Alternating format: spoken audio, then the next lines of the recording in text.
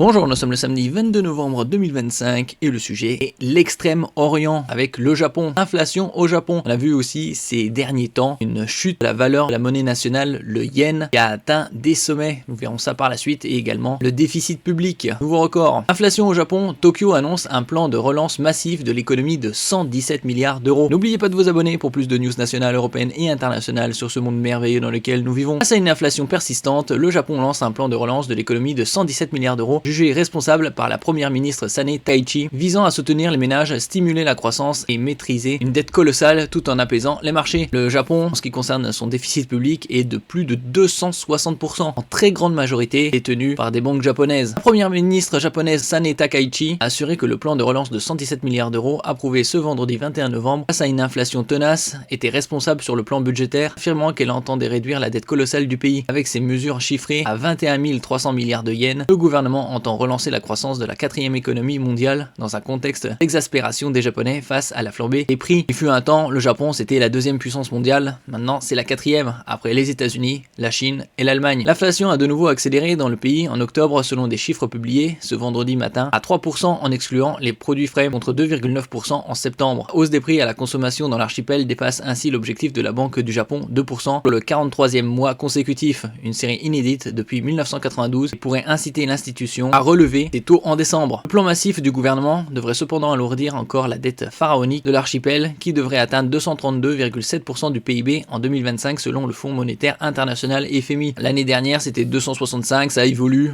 plus ou moins dans les 250%. Comme on peut le voir ici, part de la dette publique, le PIB en pourcentage. Alors on voit ici en 1980 c'était 50%, et là c'est plus de 250%, c'était fin 2023. On a également des chiffres ici. C'était il y a un an et demi, mars 2024. Dette publique par rapport à la taille de l'économie, 265%. Des mesures stratégiques pour soutenir les ménages. Les inquiétudes concernant la santé financière du Japon ont fait grimper les rendements des obligations d'État à des niveaux records cette semaine. Une politique budgétaire proactive et responsable signifie une stratégie tournée vers l'avenir qui ne vise pas à rechercher l'ampleur de manière irréfléchie ou excessive, a déclaré Madame Takaichi. En appliquant rigoureusement le principe des dépenses judicieuses, nous déploierons de manière stratégique mesures budgétaires pour protéger la vie de nos concitoyens et bâtir une économie forte, a-t-elle ajouté. Vous l'avez vu également il y a quelques mois la chute démographique. En 2024 ils avaient perdu plus de 900 000, quasi 1 million d'habitants. En favorisant une économie solide et en augmentant le taux de croissance, nous réduirons le ratio dette PIB, atteindrons la viabilité budgétaire et garantirons la confiance des ménages. Les marchés, a-t-elle encore promis. Dans les mesures prévues par Madame Takaichi figure une aide exceptionnelle de 20 000 yens, 110 € par enfant, et une subvention de 7 000 yens payée sur les factures d'énergie. On voit ici l'évolution. Actuellement 1 euro c'est 181 yens, moment idéal pour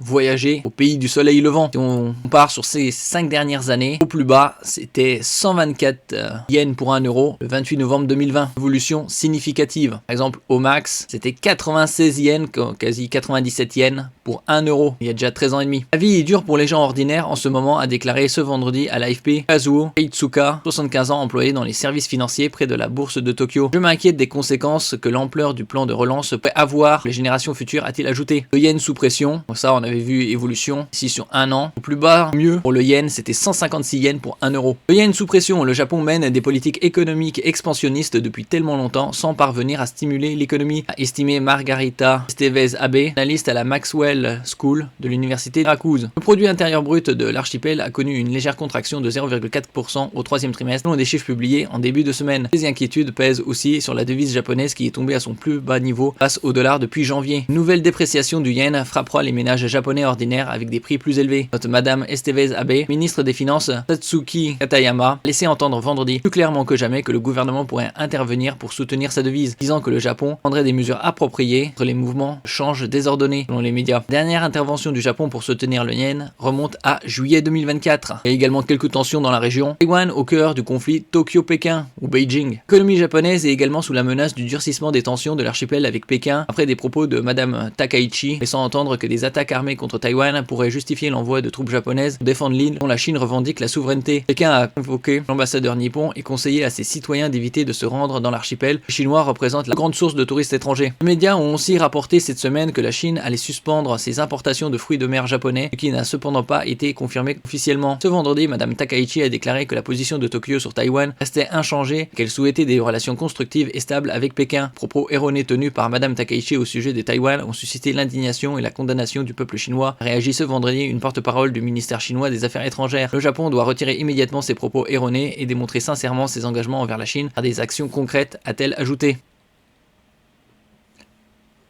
Merci pour votre écoute et à la prochaine.